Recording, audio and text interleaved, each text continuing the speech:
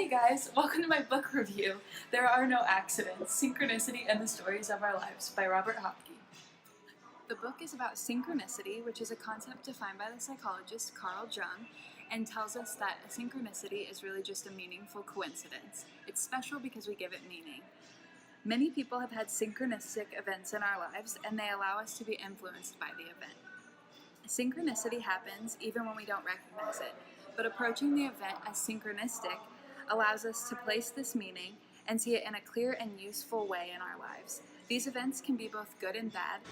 Throughout the book, Hopcke shares stories about synchronicities via different stories from various individuals of all ages and in all walks of life. Synchronicities can be found most often in stories of love and meeting the love of your life, but can also be found in work, dreams, spirituality, and life and death. The book shares many stories of love, and therefore that will be the focus of this review. However, it will also share many stories of individuals who lost their jobs and felt it was the worst event of their life, in the end to find a better job with better pay that was better for them. Hopcke states in the book on page 44, every movement forward in our lives, every degree of growth, involves three parts. First, we become aware that our current situation no longer fits us or works. Sometimes outer events make this clear. Our father threatens to withdraw financial support.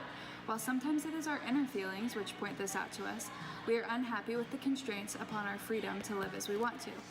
Then we enter a state of confusion and transition. We begin to imagine how things might be different, and we might even leave our current situation without fully knowing what is to come or how we are to proceed. We hang up the phone shouting, "Fine, go ahead." But then we are left in a state of betwixt and between. We can't go back, but we don't really know what to do. And this transitional state may last a day, a month, or years, until finally something happens. We get some help. Our feelings become clearer. An opportunity presents itself. We take a certain action and move into a different and more satisfying way of being. The following story is just a short example of the various stories in the book of synchronistic events. In this case, one of the worst events to ever happen to someone ended up turning out to be the best event to ever happen to him, all because of a meaningful coincidence. In the case of this story, Stephen is looking for a job and wants to be a filmmaker. However, he has no experience and only his camera. He decides that with no luck finding a job, being a cameraman is just not for him. But then, his car catches fire and blows up, almost killing him. The only thing he has left is his camera, and to pay for it, he decides he should sell it. He needs a new car and sells his camera. He puts an ad on the news and finds out that there's a cameraman who's looking for a backup camera. When he goes to meet him, he then finds out that someone from the network has been shot, not killed, don't worry, and is then asked if he can shoot for the job. So he becomes the cameraman for this station and has a job with new experiences that opens him up to the world of shooting for the TV. In regard to love, Hopcke shares in the book, synchronicity reminds us how much a work of art the stories of our lives can be. Love can be found in many places. For example, someone may be in the right place at the right time and be the love of your life. Or it could be lessons in love, where you find someone but it's not right. And love can also be where fate steps in and it's just not meant to be, or it is meant to be. You never know. The following stories are from friends and family who have had synchronistic love events of their own. Hi, my name is Bill Etzenhauser. I'm Claire's dad.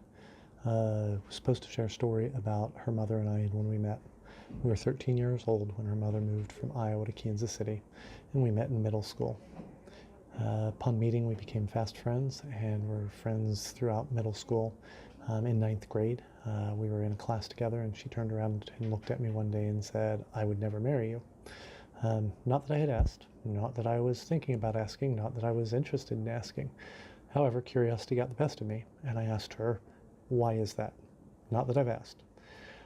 She proceeded to look at me and say, "I would never do that to my kids." And I looked at her and said, "You never do what to your kids?" And she said, "I never give them brown hair and brown eyes." So we went through high school together. We're close friends there. We dated for about 5 months and destroyed our friendship. We finally got back together after high school, and I realized she was the one. She was a person that I couldn't imagine not spending the rest of my life with. So we dated throughout college and ended up getting married right after we graduated. Almost 30 years later, we have the most beautiful children that anyone has ever had. So the one thing about Dad's story is that ultimately I ended up with brown-haired, brown-eyed children. So all these years later, that's how it ended up. From that one day when I said I would never marry him for his brown hair and brown eyes because of our children. And I love them all dearly.